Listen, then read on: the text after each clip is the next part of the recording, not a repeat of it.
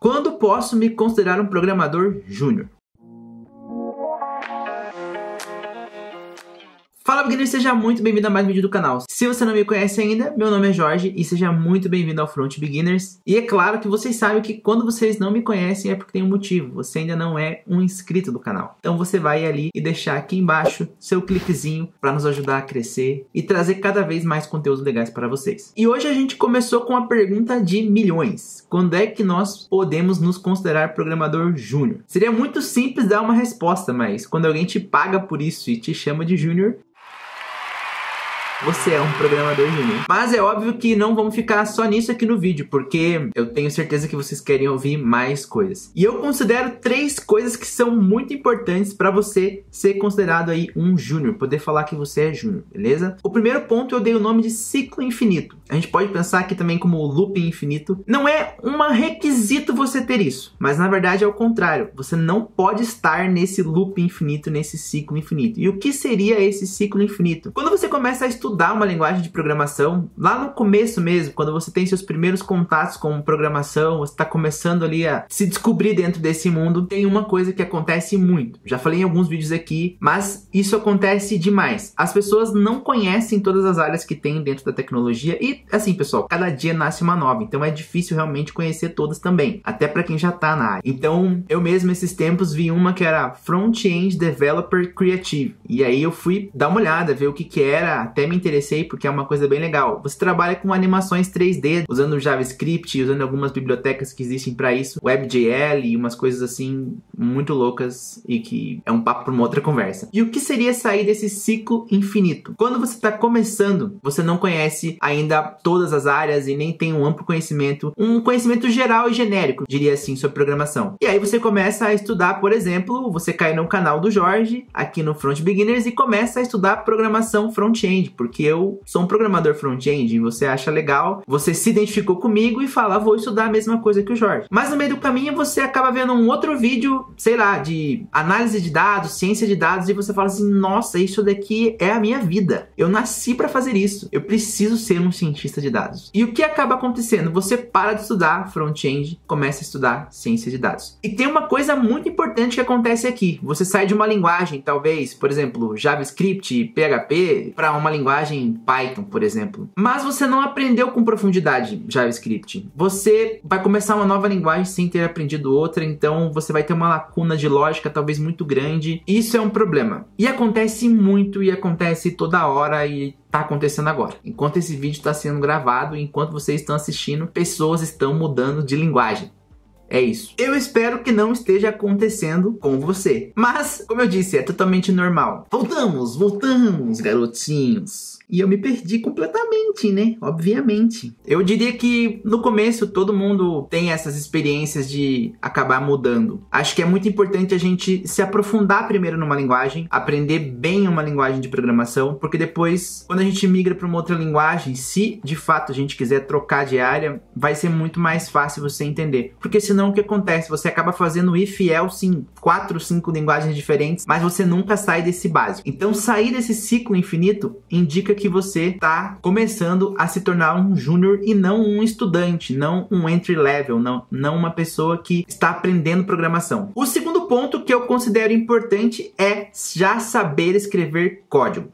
Isso é uma coisa preocupante quando eu vejo alguns comentários, e claro, isso também aconteceu comigo. A gente sempre tem aquela dúvida que esse vídeo está tentando sanar. Eu sou um programador ou não sou um programador? E gente, essa pergunta até sênior não sabe responder às vezes, tá? Então fique tranquilo. Mas de fato, às vezes as pessoas não entendem o que é um júnior. E também por conta disso tem muita insatisfação aí com o que as empresas pedem para um júnior nas suas vagas, quando abrem vagas aí no LinkedIn, por exemplo. Então a galera vê aquele monte de coisa e fala assim, meu Deus, eu nunca vou conseguir ser um júnior, porque todos esses requisitos aqui são impossíveis. Realmente todos, talvez você não conheça, porque aquilo ali é a stack que a empresa trabalha, então alguns você vai acabar aprendendo no dia a dia de trabalho, mas você precisa ter o core, o básico, o que é o principal. E isso de fato é um júnior. O júnior ele já sabe codar, ele já sabe entregar as coisas, então ele já sabe pegar suas tarefas, receber suas tarefas, sabe ver o que precisa ser feito e consegue entregar suas tarefas. Talvez não é na melhor arquitetura, não é na melhor qualidade de software. Tudo bem, é uma pessoa que está ali começando sua carreira, está começando a trabalhar. Não é esse o ponto, mas ela tem pelo menos essa independência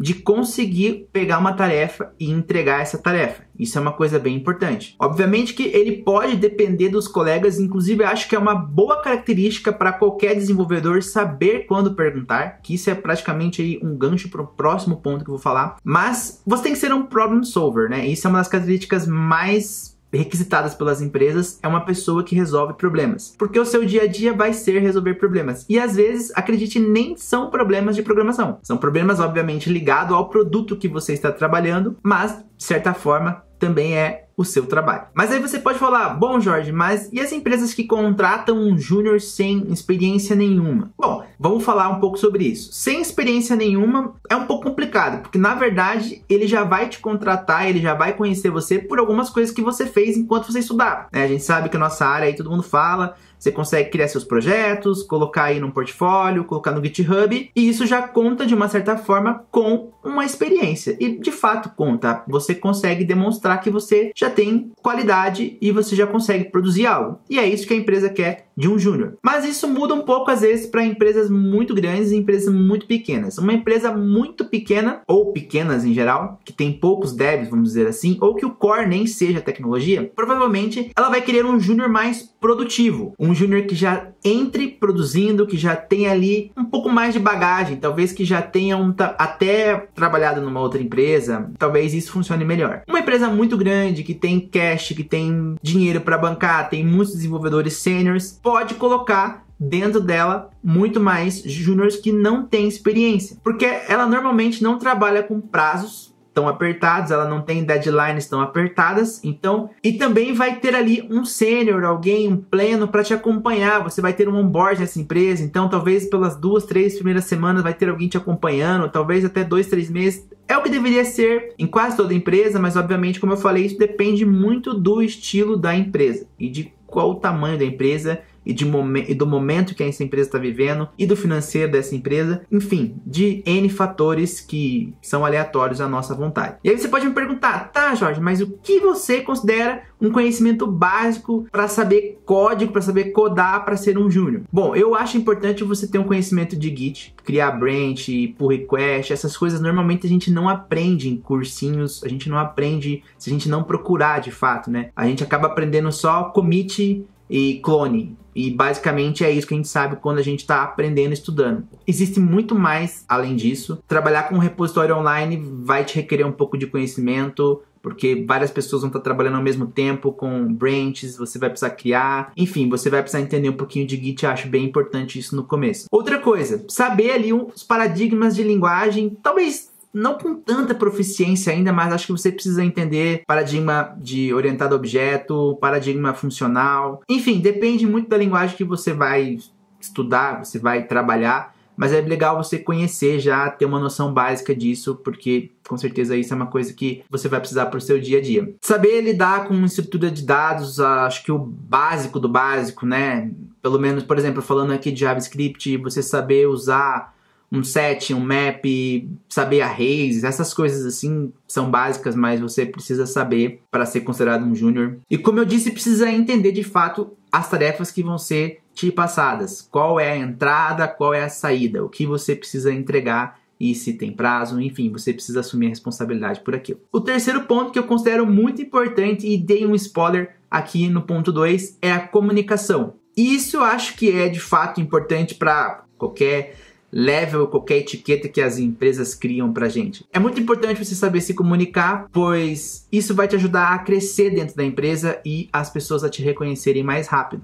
Então, obviamente, também é um ponto que vai te ajudar muito a resolver problemas, porque você se comunicando, você questionando, você indo atrás de outras pessoas que têm relação com o que você está trabalhando, vai ser muito mais fácil resolver aquilo que você está tentando fazer. Uma coisa importante disso é, como eu disse, a questão de saber quando se comunicar, saber quando perguntar as coisas. Isso é uma boa característica, não é uma característica ruim. Se você às vezes quer demonstrar que você consegue resolver tudo, mas você fica 3, 4, 5 dias preso num problema, isso é ruim. Ruim para você, ruim para a empresa e ruim para os seus colegas, que às vezes dependem do que você está fazendo, ou ruim para a empresa porque está perdendo dinheiro, está demorando muito para entregar, e ruim para você que demora 4, 5 dias e não aprende o que você poderia ter aprendido às vezes em 1 hora ou 2 perguntando para um colega. Então isso é uma coisa muito importante. Saber perguntar, não ter medo. Obviamente, pessoal, quando você for perguntar, saiba o que perguntar. Tenha pesquisado sobre o assunto, já tenha ido atrás e tentado algumas soluções. E uma coisa que é muito importante,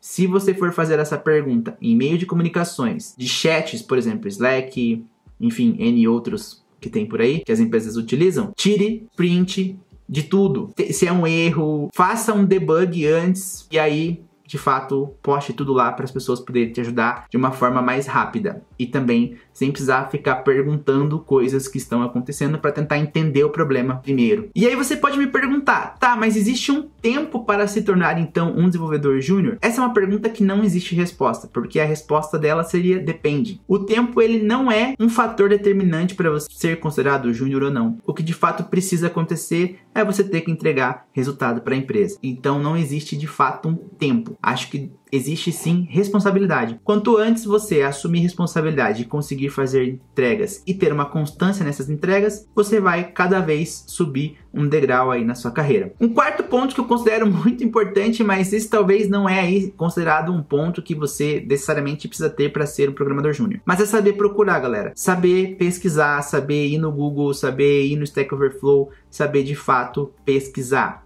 Isso é uma coisa que vem com o tempo. Eu acredito que você vai cada vez sabendo o que perguntar para o Google. Isso tem até um monte de meme por aí, né? Que você vai sabendo perguntar as coisas para o Google. E de fato é verdade. A gente não precisa decorar nada. Obviamente temos que estudar para saber que existem as coisas. Mas é sempre importante você estar revisando, estudando. Mas quando você precisa de fato usar alguma coisa, implementar alguma coisa e você não se lembra como fazer na hora, você sabe que você pode pesquisar porque você já viu sobre aquilo, você já estudou sobre aquilo e com certeza você dando uma simples olhada vai te relembrar, vai te refrescar a memória e você vai saber o que fazer. Para finalizar esse vídeo eu queria dizer uma coisa para vocês, não se prendam a essas etiquetas, essas labels, a esses nomes que são dados para os programadores. Júnior, sênior, pleno, especialista, enfim, cada dia eles inventam um novo também. Porque isso é só uma forma que as empresas utilizam, talvez equilibrar salários? Acho que não, porque mesmo pessoas do mesmo cargo ganham salários muito diferentes. Às vezes você está numa empresa como pleno, vai para outra como júnior, às vezes está numa empresa como júnior, vai para outra como pleno. Então, não se prendam a isso. E uma coisa que eu li num artigo enquanto estava pesquisando para fazer esse vídeo, que eu achei muito legal, foi a seguinte frase: se eu fosse você, eu começaria a se chamar de desenvolvedor. Porque assim, as pessoas passam a acreditar que você é desenvolvedor e você mesmo passa a acreditar que você é um desenvolvedor. E a gente acaba arriscando aquela palavra júnior ali e se tornando de fato o que importa, um desenvolvedor, porque é isso que todos nós somos. Valeu, galera? Eu espero que vocês tenham curtido muito esse vídeo e se você curtiu, você vai deixar o seu like, vai deixar o seu comentário e a gente vai escolher o emoji desse vídeo, que vai ser o robozinho. Então vocês procurem o robozinho e deixem aí no comentário se você chegou até aqui, porque você é uma pessoa privilegiada de conseguir me escutar por aí uns quase 20 minutos. Valeu, galera. Até nosso próximo vídeo.